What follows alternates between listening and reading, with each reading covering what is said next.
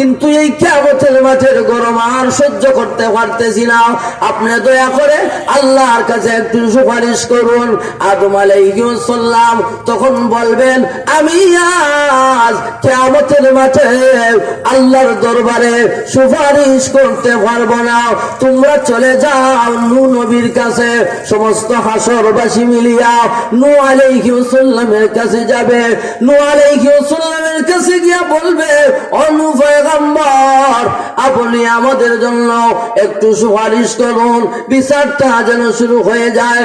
আমরা কিয়ামতের মাঠে গরম আর সহ্য করতে পারতেছি না, আপনি দয়া করে আল্লাহর কাছে একটু সুপারিশ করেন, আমাদের বিচারটা যেন শুরু হয়ে যায়। নূহ নবী বলবেন, না রে না, আমি আজ কিয়ামতের মাঠে আল্লাহর সামনে কথা বলতে পারবো না, আল্লাহর সামনে গিয়ে আজকে আমি দাঁড়াতে পারবো না, আমার এই সাহস নাই, তোমরা চলে যাও ইব্রাহিম নবীর কাছে। সমস্ত হাসরবাসী মিলিয়া ইব্রাহিম আলাইহিস সালামের কাছে যাবে। ইব্রাহিম আলাইহিস সালামের কাছে গিয়া বলবে, ও ইব্রাহিম আলাইহিস সালাম, আপনাকে আল্লাহ দুনিয়াতে অনেক পরীক্ষা করেছেন, আল্লাহ আপনাকে অনেক মহব্বত করতেন, এই কারণে দুনিয়ার মধ্যে আল্লাহ অনেক পরীক্ষা নিয়েছেন, আপনি প্রত্যেকটা পরীক্ষায় পাস করেছেন।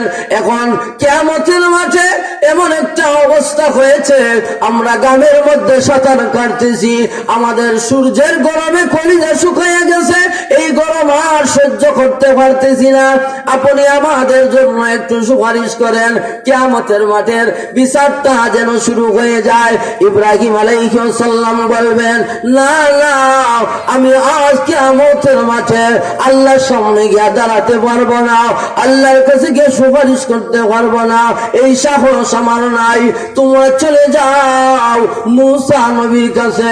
সমস্ত হাসরবাসী মিলিয়া মূসা আলাইহিস সালামের কাছে যাবে, গিয়ে বলবে, ও মূসা পয়গম্বর, আমরা এই কিয়ামতের মাঠের গরম আর সহ্য করতে পারতেছি না, গ্রামের মধ্যে সাঁতার কাটা আর সূর্য মাথার উপরে, সূর্যের গরমে কলিজা শুকাইয়া যাইতেছে, চতুর্দিকে জাহান্নামের আগুন দাউ দাউ করে জ্বলতেছে, এইগুলা আর সহ্য করতে পারতেছি না। ও মূসা পয়গম্বর, আপনি দুনিয়াতে আল্লাহর সঙ্গে তুর পাহাড়ে কথা বলেছেন, এখন কিয়ামতের মাঠেও আল্লাহর সামনে গিয়ে আপনি কথা বলতে পারবেন, আমাদের জন্য আপনি একটু সুপারিশ করুন, বিচারটা যেন শুরু হয়ে যায়। মূসা আলাইহিস সালাম বলবেন, না রে না না, আমিও আজ কিয়ামতের মাঠে আল্লাহর সামনে গিয়া কথা বলার সাহস রাখি না, আমি আল্লাহর সামনে গিয়া কথা বলতে পারবো না, তোমরা চলে যাও ঈসা নবীর কাছে। সমস্ত হাসরবাসী মিলিয়া ঈসা আলাইহিস সালামের কাছে যাবে। ঈসা আলাইহিস সালামের কাছে গিয়া বলবে, ও ঈসা পয়গম্বর, আপনাকে আল্লাহ কুদরতি ভাবে সৃষ্টি করেছেন, বাবা সারা আপনাকে শুধু মায়ের ঘর থেকে সৃষ্টি করেছেন, আল্লাহ আপনার কথা আজকে শুনবেন। ও ঈসা পয়গম্বর, আমাদের এই কিয়ামতের মাঠে গরম আর সহ্য করতে পারতেছি না, সূর্যের গরমে কলিজা শুকিয়ে গেছে, গ্রামের মধ্যে ওরা সাঁতার কাটতেছি, আপনি আপনার কথা আল্লাহ আজকে শুনবেন, আপনাকে আল্লাহ কুদরতি ভাবে বানাইছেন, আপনি একটু সুপারিশ করেন।